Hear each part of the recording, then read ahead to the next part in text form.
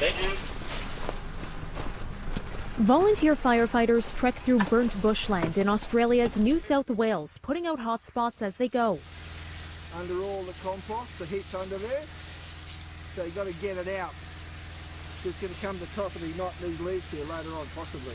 With close to 100 of the country's fiercest fires burning in the state, dozens of them out of control according to the New South Wales Rural Fire Service, crews have their work cut out for them. But they're prepared to ring in the new decade, armed with hoses, axes and rakes. Yeah, send over. If I'm not there, someone's got to do it. So I figure, why not me?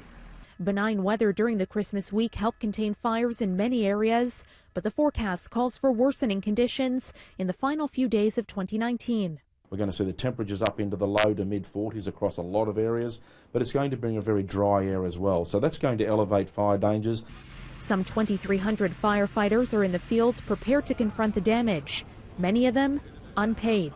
Australia has long relied on a volunteer force to do the dirty, hot work necessary to protect communities.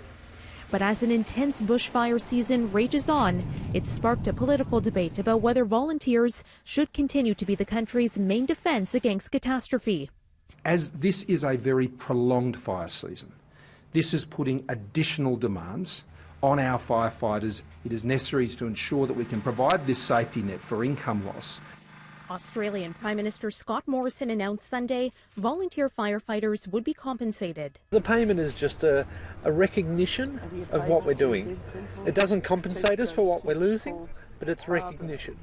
Others don't feel the same. I think it takes away from the concept of volunteering. This is about helping fight the fires. We will still always have volunteers who will go out and selflessly volunteer, and that is crucial to our firefighting effort. The bushfires have burned through millions of acres, destroyed hundreds of homes in New South Wales alone, and killed several people, including 2 volunteer firefighters. Even as New South Wales and Australia's capital face severe fire conditions, officials say Sydney's famous New Year's Eve fireworks will go ahead.